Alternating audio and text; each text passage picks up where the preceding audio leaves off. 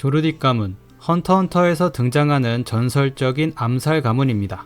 쿠르타족도 다뤘고 프릭스 일족도 다뤘으니 당연히 조르딕 가문도 다뤄야 인지상정입니다.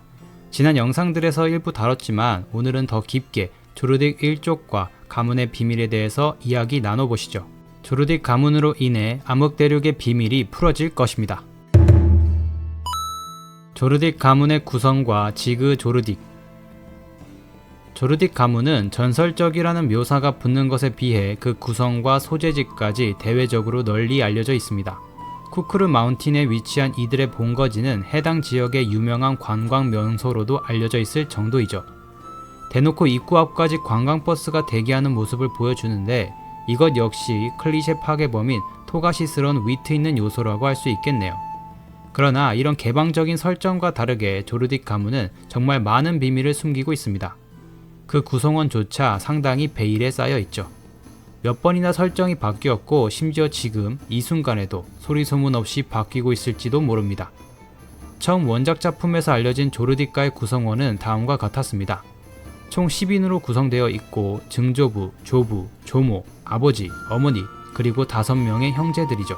지금까지 확실히 이름과 얼굴이 밝혀진 인물들을 대입해보면 조부의 제노, 아버지의 실버, 어머니의 키쿄우, 그리고 이름이 미르키, 키르아, 아르카, 카르토입니다. 재밌게도 이 5형제들의 이름이 르자 돌림의 끝말잇기로 이어진다는 거 알고 계셨나요? 뭐 어쨌든 가문 내에서 존재와 이름이 가장 불확실한 건 증조부와 조모 라인입니다. 증조부는 마하 조르딕, 지그 조르딕이라는 이름과 수수께끼의 노인 캐릭터가 등장하기에 어떻게든 매칭이 되지만 이 조모는 원작 만화 어디에도 등장하지 않습니다. 유일하게 리메이크판 애니메이션에서 실루엣으로 등장하긴 했죠. 관련돼서 더 깊은 이야기는 이따 나눠보시죠. 여기에 증조부와 관련해서도 정말 수수께끼가 많습니다. 일단 많은 팬들에게 익숙한 마하 조르딕이라는 이름은 놀랍게도 원작 본편에서는 단 한 번도 등장한 적이 없는 이름입니다. 연재 초창기 아주 오래전에 발매된 헌터헌터 공식 설정집에서 흘러나온 이름일 뿐이죠. 그런데 이 설정집은 아시다시피 지금으로선 냉 계통 분류나 파워 밸런스 면에서 오류투성이라 신빙성을 매우 잃었습니다. 따라서 마하 조르딕이라는 인물이 토가시가 완벽하게 구성해놓은 정사 캐릭터가 맞긴 한 건지 아니면 연재 과정에서 폐기된 가상의 이름인지조차 알 수 없죠. 그래서 저는 이번에 새롭게 조사하면서 이 캐릭터가 토가시의 설정 변경을 거쳐서 현재는 지그 조르딕이라는 인물로 확정된 것이 아닌가 하는 생각이 들었습니다. 일단 모든 과도한 가설을 제거하고 원작과 애니메이션에서 명확히 드러난 팩트만 나열해보죠. 첫째, 이 두꺼비 같은 최고의 노인 캐릭터는 엄연히 실존하고 현재 가문 내에 생존해 있다. 둘째, 그는 제노의 조부, 즉 키르아의 증조부이며 아이작 네테로 회장과 동갑이다. 셋째, 지그 조르딕은 과거 네테로, 린네와 함께 암흑대륙 탐사를 함께 떠났었다. 만약 이 두꺼비 같은 캐릭터가 지그 조르딕이 아니라고 가정했을 때 가장 걸리는 것은 1번과 2번, 즉 나이대입니다. 이게 사실이라면 현재 그의 나이는 최소 120살이 넘는다는 건데 인간의 한계를 아득히 벗어난 비정상적인 수명에 대해서 설명할 길이 현재로선 존재하지 않습니다. 그러나 그가 지그 조르딕이라고 가정한다면 설명할 방법이 만들어지죠. 네테로의 비정상적인 수명을 팬덤에선 니트로사를 먹었기 때문 아닌가로 추정하고 있습니다. 그렇다면 그와 함께 목숨을 걸고 암흑대륙 탐사를 떠났던 지그 조르딕 역시 이 니트로사를 같이 공수해 먹었을 수 있겠죠. 심지어 이 둘과 함께 떠났던 린네 오르데부 역시 선거편에서 할머니의 모습으로 여전히 생존해 있는 것이 확인되었기 때문에 탐사대 셋이서 함께 암흑대륙의 혜택을 받았고 그 결과 모두가 비정상적으로 긴 수명을 가졌다고 해석하면 아주 깔끔하게 설명이 됩니다. 또한 앞서 말씀드렸듯 리메이크 애니메이션은 조르딕가와 관련된 가장 최신의 낸 설정과 가계도가 업데이트된 작품입니다. 조르딕가 구성에 대해서 처음 언급한 원작 이후 방영한 구작 애니메이션 네테로의 백식 관음에 대해 제노가 설명하면서 공개된 두꺼비 캐릭터에 대한 설정, 그리고 리메이크 애니메이션이죠. 리메이크 애니메이션은 토가시가 설정과 관련해서 관여하고 검수했던 만큼 토가시가 독자들에게 새롭게 설정을 업데이트해준 것이라고 생각하고 있습니다. 그렇기에 원작에서조차 등장한 적 없는 제노의 아내, 즉 조무의 실루엣까지 명확하게 등장한 것이죠. 맥거핀일 수도 있지만 가문 내에 분명히 실존하는 인물이라고 쐐기를 박은 겁니다. 마찬가지로 리메이크 가게도는 마하와 지그에 대해서도 시청자들에게 묵직한 메시지를 던져준 게 아닐까요? 마하는 없고 지그만 있어. 그리고 그 지그는 이 캐릭터로 확정했어. 라고 말이죠. 뭐 당연히 제 뇌피셜이니까 이후에 토가시가 얘 마하 맞아? 하면 말짱 도루묵이 되겠지만요. 그런데 만약 제 가설대로 이 두꺼비 캐릭터가 지그가 맞다면 이전 영상에서 제가 세웠던 막내 카르토와 관련된 가설은 완전히 부정됩니다. 꽤 재밌는 가설이니 상단의 카드 참고 부탁드립니다. 그 가설에서는 저는 지그 조르딕이 쿠크루 마운틴 아주 깊은 조르딕가의 비밀 장소에 숨어 있을 것이라 예상했었습니다. 나니카의 저주를 피하기 위해서 말이죠. 그런데 이렇게 가문 가게도에 떡하니 버티고 있고 정정하게 활동하고 있다면 제 과거 가설은 전혀 맞지 않게 되네요. 카르토의 목적에 관련해선 다시 연구해서 새롭게 판을 짜봐야겠습니다. 어쨌든 지그 조르딕은 무려 전성기의 네테루와 격렬한 전투를 치르고도 멀쩡히 살아남은 인물이며 그 위험천만한 암흑대륙 탐사에서조차 무사히 생還해서 돌아올 정도로 엄청난 강자입니다. 그러나 그 탐사에서 가스 생명체 아이를 데리고 돌아온 것으로 강력하게 추정되는데 정황상 이것은 가문의 전리품이 아니라 암흑대륙의 문지기 혹은 안내인에 의해 경고로서 들려지게 된 것이라 정확히 어떤 형태로 가져왔는지는 알 수 없습니다. 지난 가설대로 지그 조르딕 본인에게 아이가 빙의된 채로 생환했을 수도 있죠. 진 프릭스의 대사에 따르면 암흑대륙의 생환자들은 제정신이 아니었다고 했는데 이것이 어쩌면 아이에게 정신을 잠식당한 지그의 비참한 상태를 뜻하는 걸 수도 있습니다.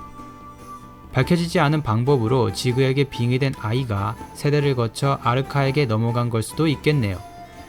하지만 이건 역시 아직은 확실한 근거가 부족하기 때문에 앞으로 연재가 되어 풀어지길 얌전히 기다려야겠습니다.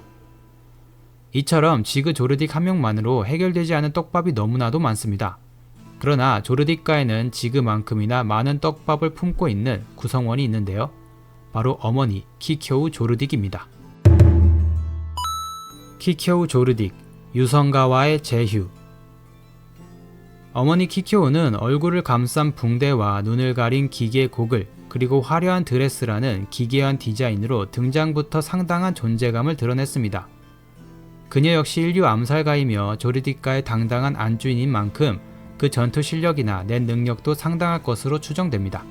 여기서 우리가 가장 눈여겨봐야 할 것은 그녀가 바로 유성가 출신이라는 점입니다. 이건 역시 원작 만화에서 대사로 직접 언급된 것이 아니라 공식 캐릭터 설정집에서 흘러나온 정보라 나중에 변경될 수 있다는 건 감안하셔야 합니다. 그러나 키쿄우가 진짜 유성가 출신이 맞다면 재미있는 가설이 하나 탄생합니다. 바로 키쿄우가 조르딕가와 유성가의 제휴의 증거라는 가설이죠. 알다시피 조르딕가에는 가문의 살림과 경비를 책임지는 수많은 집사들을 고용하고 있습니다. 작중 밝혀진 정보에 따르면 키르아를 아끼던 고토와 카나리아 역시 모두 유성가 출신이라고 하죠. 그리고 공식적으로 밝혀지진 않았지만 조르딕가의 저택에 상주하는 다른 집사들 중에서도 상당수가 유성가 출신이 아닐까 생각합니다. 조르딕가는 자신들의 위치나 정체를 굳이 숨기진 않지만 저택 내부로는 외부인을 절대 들이지 않고 극단적으로 방어하는 폐쇄적인 모습을 보입니다. 나니카와 같은 거대한 비밀을 비롯해서 아직 밝혀지지 않은 비밀들이 분명 존재하기 때문이겠죠. 그 때문에 집사들도 쿠크루 마운틴 저택 내부 구역에만 평생 상주해야 하며 집사들 간의 연애도 엄격히 금지당합니다. 어떻게든 외부와의 연고를 일절 만들어내지 않으려는 가혹한 가치기죠. 그러나 상식적으로 이런 비인간적인 조건에 만족하면서 버틸 만한 인물은 현대사회에 매우 적을 겁니다. 거주 이전의 자유나 외출의 자유도 없고 조르딕가에게 목숨 바쳐 충성해야 하며 평생 독신으로 외롭게 살아야 한다? 중세시대의 노예조차 이것보단 자유로웠을 것 같습니다. 그렇다면 이 무지막지한 수의 정예 집사들은 도대체 어디서 끊임없이 공수해온 걸까요? 자, 이제부터 본격적인 뇌피셜 들어갑니다. 주의하세요. 조르딕가는 집사들을 유성가로부터 공급받아온 것이 아닐까요? 상기한 대로 조르디카의 집사로 근무하는 것은 인간으로서 너무나도 열악한 조건입니다. 그만큼 엄청난 액수의 보수가 지급될 수는 있지만 저택 밖으로 나가지도 못하는데 엄청난 보수를 받으면 뭐합니까? 그걸 자유롭게 쓸 수 있는 환경이 아예 없는데요. 그렇다면 이런 자학적인 조건에도 불구하고 평생 기꺼이 집사로 근무하게 만들려면 어떻게 해야 할까요? 답은 하나입니다. 아주 어릴 때부터 정신을 개조하고 세뇌해야 합니다. 어릴 때부터 조르디카에게 맹목적으로 충성하게끔 훈련시켜서 이 말도 안 되는 감옥 같은 조건에서 근무하는 것 자체가 인생 최고의 영광이라고 생각하게끔 주입해야 하죠. 이름 위에 조작계 침이 있으면 아주 손쉽겠지만 굳이 내 능력을 쓰지 않아도 아주 어린 시절부터 나아가선 신생아 때부터 가문에서 세뇌하여 키우면 충분히 가능합니다. 그렇다면 문제는 어디서 그런 신원불명의 아이들을 대량으로 데려올 수 있느냐는 거죠. 예, 바로 유성가입니다. 유성가에는 세계 각지에서 벌어지는 온갖 쓰레기와 함께 불쌍한 아이들이 끊임없이 유기됩니다. 그 아이들은 국가의 기록조차 되지 않은 채 유성가의 주민이 되어 길러지죠. 유성가가 이 아이들을 조르디카에 공급하고 있는 것이 아닌가 생각하는 겁니다. 유성가 출신의 아이들은 애초에 세상에 존재하지 않는 유령 같은 존재들이기 때문에 조르디카 내부에서 훈련 도중 사망하거나 비밀 유지 목적으로 숙청당해 문제가 생겨도 그 어떤 법적 정치적 흔적도 없이 완벽하게 덮을 수 있습니다. 유성가는 자기 사람들이 피해를 입으면 끝까지 보복하는 무서운 집단 아니냐고요? 유성가는 이미 세계 마피아 커뮤니티 상층부와 결탁해서 수많은 인재들을 공급해오고 있습니다. 그런 그들이 세계 최강의 암살 가문인 조르디카라고 해서 인재를 공급 안 할 이유가 없죠. 유성가 입장에서도 조르디카와 깊은 파트너십 관계를 만들어두면 절대 손해볼 게 없습니다. 인재를 공급해서 얻는 돈은 당연하고 자신들의 복수나 유성가의 안전을 위해서 조르디카에게 암살을 의뢰하는 데도 이점이 생기니까요. 그렇기 때문에 어쩌면, 아주 어쩌면 키키오는 집사 출신일지도 모른다는 생각이 듭니다. 유성가로부터 공급받은 수많은 아이들 중 유달리 살인과 낸에 대한 재능이 미쳐 날뛰는 소녀 집사를 낙점해서 차기 가조인 실버의 부인으로 가문 차원에서 들인 것이죠. 대대로 더 강하고 완벽한 암살자를 유전적으로 낳아 가업을 이어야 하는 조르디카의 입장상 암살에 압도적인 재능을 보이는 여성을 안주인으로 맡는 것은 지극히 당연하고 합리적인 선택입니다. 집사 중에서 아내를 반드시 맞아야 하는 법은 없지만 집사들 중에 유달리 대단한 재능을 보이는 소녀가 있다면 가문에서 충분히 며느리감으로 고려해볼 만하죠. 하급 겸습 집사에 불과했던 소녀 카나리아가 도련님인 키라에게 유달리 강한 감정과 연애 기류를 드러냈던 것이 어쩌면 키키오의 과거를 암시하는 복선이 아니었을까 싶습니다. 그러나 아직 조르디카에 대해 풀어야 할 비밀들이 많이 남아 있습니다. 바로 전택을 지키는 집사들의 수상한 전투력입니다. 전투집사. 조르디카에는 수많은 집사들이 상주하고 있습니다. 그들은 고작 카나리아 같은 견습집사 한 명이 프로헌터조차 가볍게 때려잡을 만큼 무시무시한 격투 실력과 낸 능력을 보유하고 있죠. 그런데 이들은 조르디카 사람들을 보필하는 집사이지 암살가는 아닙니다. 실제로 조르디카에게 외부로 들어온 암살 의뢰를 집사들에게 대신 맡겨 처리하는 정황은 작중 단 한 번도 보이지 않아요. 암살은 오직 직계 혈통들만 수행하죠. 그렇다면 그냥 적당히 청소 잘하고 일 잘하는 평범한 고용인을 뽑으면 되지 왜 조르디카는 굳이 돈과 시간을 쏟아부어 무지막지한 전투원들을 집사로 키워두는 걸까요? 기본적으로는 외부 침입자들로부터 가문을 방어하기 위해서입니다. 조르디카는 딱히 정체를 숨기지도 않고 거처를 옮기지도 않기 때문에 그들을 노리는 세력들에게 노출되어 있습니다.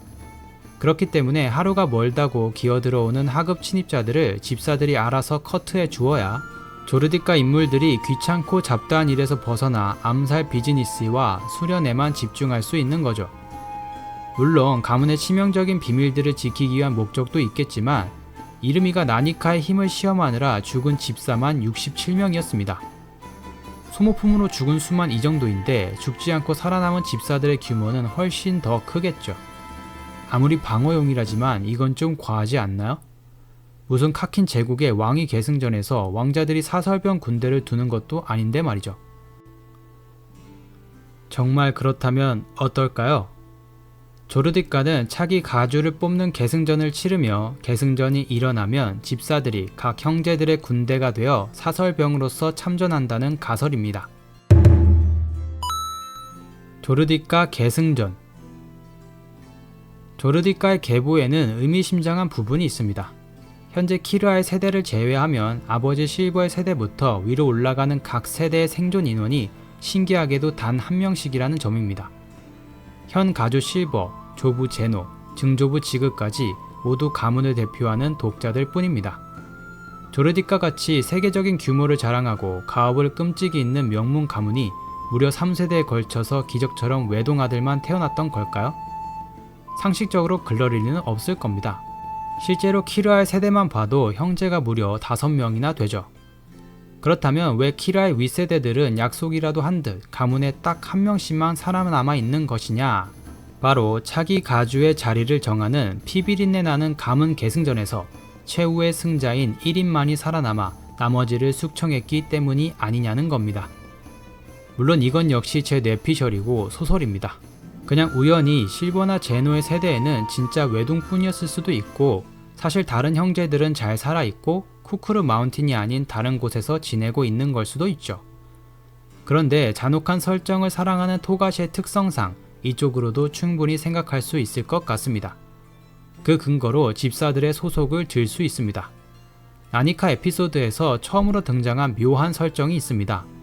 치보네와 아마네는 실버의 직속 집사라는 것, 고토와 카나리아는 제노의 직속 집사라는 것이죠. 같은 조르디카의 고용인들인데 왜 굳이 직속이라는 개념이 존재하는 걸까요? 이것이 지난 조르디카 계승전의 흔적인 건 아닐까요? 카킨 제국의 왕자들이 자신의 사설병을 적극적으로 이용해 다른 왕자들을 합법적으로 암살하는 것처럼 조르딕 가문도 자신의 직속 집사들을 이용해 형제들을 암살하는 걸지도 모릅니다. 조르디카에는 가문 내부의 갈등을 해결하는 가족 내 지령이라는 규칙이 있습니다. 가족 각자가 생각하는 바나 방침이 다른 경우 자신의 뜻을 관철하기 위해 최선을 다하는 진검승부죠. 대신 가족끼리의 살인은 절대 금지됩니다. 왕자 살해는 법적으로 엄격하게 금지되는 카킨 제국의 계승전 규칙과도 굉장히 흡사하죠. 집사들의 소속이 형제들에게 정확히 어떤 기준으로 배정되는지는 아직 알 수 없습니다. 카나리아나 고토처럼 자라면서 자연스럽게 마음이 가고 정이 드는 도련님을 자발적으로 따라갈 수도 있을 테고, 조르딕 가문의 일원이 집사 수령생 중 마음에 드는 인재를 직접 육성하거나 골라서 자신의 직속 패밀리로 삼을 수도 있겠죠. 다만 이 가설에는 한 가지 걸리는 문제가 있습니다. 조르디카의 이런 잔인한 사륙의 가책이 숨겨져 있다기엔 현재 형제들의 우애가 생각보다 너무 좋다는 겁니다. 이르미는 키르아에게 광기 어린 집착과 소유욕을 드러내면서도 가문의 안녕과 가족들을 위해서라면 기꺼이 자신이 죽는 선택지도 고려합니다. 미르키는 쩔이니까 넘어가죠. 키르아는 다른 형제들은 몰라도 아르카한테는 목숨을 바칠 정도의 엄청난 우애를 가지고 있습니다. 아르카 역시 키르아를 세상에서 가장 사랑하고요. 카르토는 정체가 밝혀지지 않은 형을 되찾기 위해 여단에 가입할 정도로 우애를 드러내죠. 결국 나중에 가주의 자리를 두고 서로를 죽여야 하는 비극적인 운명이라면 애초에 이렇게 사이가 애틋할 리는 없을 겁니다. 실제로 카킨 제국의 왕자들도 서로를 극도로 혐오하고 저주하는 모습이 기본값으로 등장했으니까요.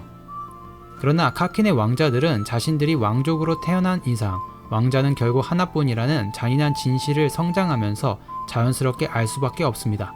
심지어 서열이 정해져 있지 않다는 걸 알게 된 순간 모두 경쟁자라고 느낄 수밖에 없죠. 하지만 조르딕가는 다릅니다. 그들은 왕족이 아닌 일종의 암살 기업입니다. 그렇기 때문에 가문이 의도적으로 이 계승전의 존재를 어린 자식들에게 철저히 숨길 수 있죠. 자식들이 특별히 알아내려고 선을 넘지 않는 이상 현재 조르딕 형제들은 자신들이 나중에 서로를 죽여야 할지도 모른다는 사실을 충분히 모를 수 있다는 뜻입니다. 그러나 이름이만큼은 가문의 어두운 기록을 조사해 이 계승전의 본질을 진작에 알아채지 않았을까 싶습니다. 이름 역시 헌터 세계관 내에서 손에 꼽히는 강자입니다. 비록 아버지의 은발을 불려받지는 못했지만 그 역시 냉혹한 조르딕의 핏줄이죠. 만약 계승전이 발발한다는 사실을 인지했다면 현 상태에서 그가 최종 승리할 확률은 매우 높습니다. 이름이 입장에서 그나마 유일하게 견제해야 할 까다로운 상대는 셋째 키르아뿐입니다. 조르딕 역대 최고 재능이라고 할 만큼 재능이 넘쳐나고 은발까지 타고났죠.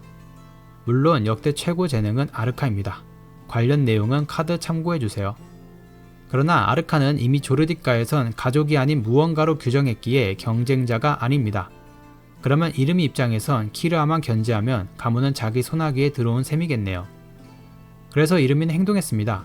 일찌감치 키르아의 머리에 침을 박아 넣었죠. 자신의 통제 아래 있다면 키르아는 성장하더라도 제약이 생길 것이고 자신의 입맛대로 가스라이팅하고 조종하면 됩니다. 키르아라는 최고의 재능을 가진 꼭두각시로 완벽하게 묶어만 둔다면 향후 벌어질 계승전의 승리는 이미 따놓은 당상인 것이죠. 그렇다면 실버와 제노는 왜 첫째 이르미의 행태를 뻔히 알면서도 묵인하고 내버려 뒀느냐?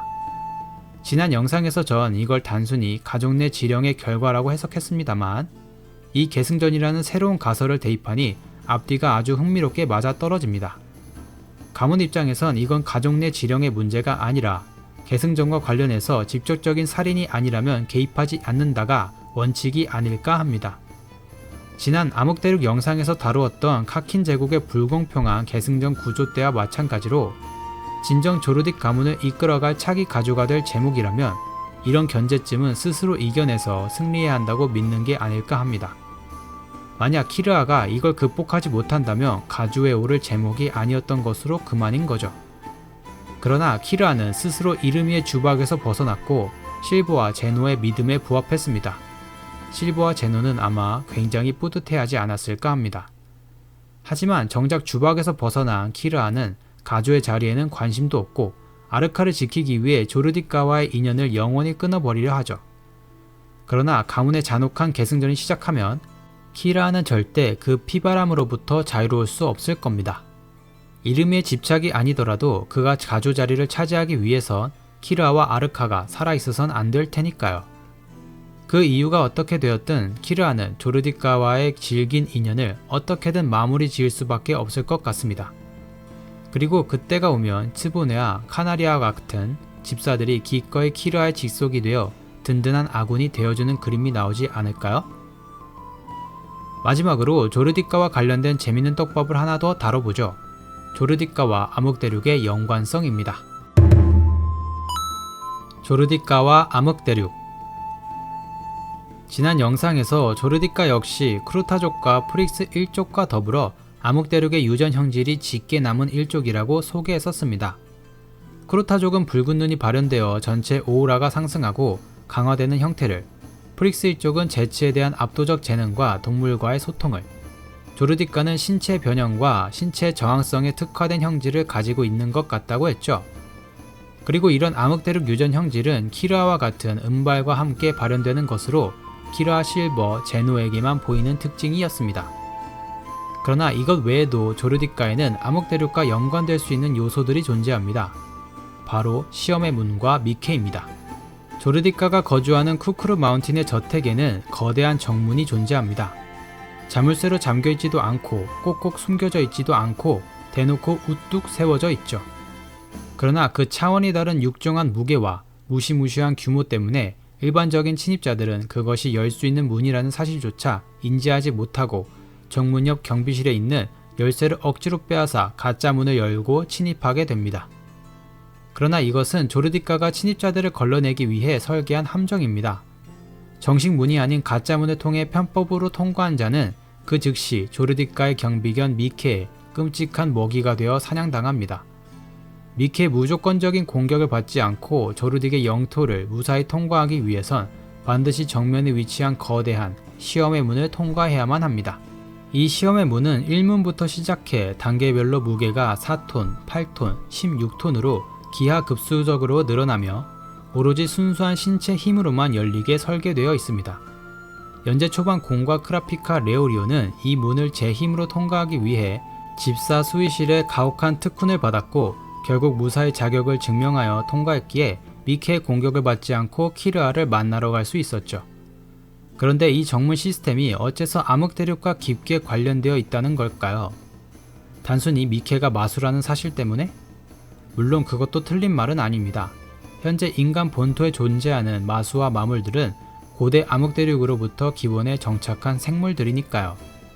하지만 그것보다 이 시험의 문과 미케의 관계 자체가 인류가 암흑대륙으로 입장하기 위한 방법에 대한 은유이자 복선이 아니었을까 하는 점입니다. 인류가 암흑대륙으로 안전하게 가기 위해선 반드시 입구를 지키는 문지기를 거쳐야 한다고 합니다. 그리고 제 가설에 따르면 이때 인류는 문지기와 일종의 관광 계약을 맺고 안내인의 인도와 감시 아래 암흑대륙에 허락된 구역으로 안전하게 입장할 수 있죠. 그러나 이 계약을 어기고 암흑대륙의 자원을 무단으로 절도하거나 꼼수를 부리면 재앙과 마주쳐 파멸하게 됩니다. 여기서 암흑대륙 문지기의 정식 통로를 조르디카의 시험의 문으로 대입하고 규칙을 어겼을 때 좋아하는 재앙을 경비견 미케에 대입해보면 어떨까요? 구조가 꽤나 맞아떨어지지 않나요? 만약 정말로 조르디카의 시험의 문이 암흑대륙의 올바른 입장 방법에 대한 은유였다면 여기서 아주 흥미로운 가설이 만들어질 수 있습니다. 시험의 문 앞에는 제브로라는 직원이 관리자로 존재합니다. 겉으로는 단순한 수위나 늙은 문지기처럼 보이지만 그의 진짜 보직은 미케가 먹어치운 침입자들의 시신을 수습하는 청소부죠. 그는 따로 대응할 가치도 없는 침입자들을 가짜 문으로 유도하는 역할이기도 합니다. 인류는 역사상 공식적으로 단 한 번도 문지기의 도움 없이 암흑대륙의 왕복에 성공해 본 적이 없다고 했습니다. 혹시 암흑대륙 입구를 지키고 있는 문지기가 조르디카의 수위인 제브로 같은 존재라면 어떨까요? 대응할 가치도 없는 침입자들을 재앙으로 유도하기 위한 존재였다면? 암흑대륙으로 쉽게 도달할 수 있다고 관광 루트를 소개해주지만 실은 재앙으로 향하는 함정으로 유도하는 것이었다면? 그렇다면 암흑대륙으로 제대로 입장하기 위해선 편하고 쉽다고 유혹하는 가짜 문이 아니라 어렵고 위험하더라도 진짜 문인 시험의 문을 찾아야만 합니다. 자신의 힘과 자격을 증명한 자만이 그 문을 통과할 수 있고 재앙과 마주치지 않은 채 진정 암흑대륙으로 입성할 수 있는 것이죠. 하필 조르디카의 저택이 이런 형태이고 그 조르디카의 일원 중 지그 조르딕이 있다는 건 우연에 불과할까요? 지그 조르딕이 암흑대륙 탐사에서 보고 경험한 것은 단지 안개 생물 아이뿐이었을까요? 어쩌면 지그 조르딕과 네테로 회장은 과거 탐사 당시 문지기가 제안한 가짜 문의 유혹에 속아 넘어가 참혹한 재앙을 맞이하고 수많은 동료를 잃으며 패퇴하는 과정에서 암흑대륙의 진짜 입구인 진정한 시험의 문의 압도적인 실체를 두 눈으로 목격했던 게 아닐까 싶습니다. 그리고 살아 돌아온 지그는 그 구조를 자신의 가문 정문에 그대로 복제해 두어 후손들을 교육한 것이죠. 지금 헌터협회의 계획은 문지기에게 향하는 것입니다. 또다시 문지기에게 기만당하여 가짜 문을 통과하게 될 확률이 농후하죠. 그러나 비욘드는 기존 루트가 아닌 새로운 루트를 시도하려고 합니다. 그는 이미 지난 탐사에서 기만당했기에 새로운 루트가 아닌 올바른 루트를 시도하려는 걸지도 모르죠. 하지만 그렇게 통과할지라도 그것은 겨우 암흑대륙의 초입인 입구를 지났을 뿐입니다. 조르디카의 시험은 단지 정문의 미케만 버티고 있지 않았습니다. 정문을 지나 저택으로 올라가는 길목에는 견습 집사 카나리아와 고토의 동전 던지기 같은 시험들이 층층이 즐비해 있었죠. 곤 일행은 키라라는 뒷배로 모두 무사히 통과했지만 아무런 연고도 없는 인류의 암흑대륙 탐사대는 어떨까요? 진짜 입구를 지나 대륙 내부로 진입하는 순간 우리가 아는 5대 재앙보다 훨씬 가혹하고 위험한 상상을 초월하는 시험들이 도사리고 있을 겁니다. 암흑대륙에 도착하는 그날이 몹시 기다려지네요. 오늘은 이렇게 조르딕 가문의 비밀에 대해서 깊게 알아봤습니다. 여러분은 조르딕 가문에 대해서 어떻게 생각하시나요? 여러분의 생각을 댓글로 알려주세요. 그럼 오늘은 여기서 마치겠습니다. 재밌게 보셨다면 구독, 좋아요, 댓글 부탁드려요. 다음 영상에서 봐요.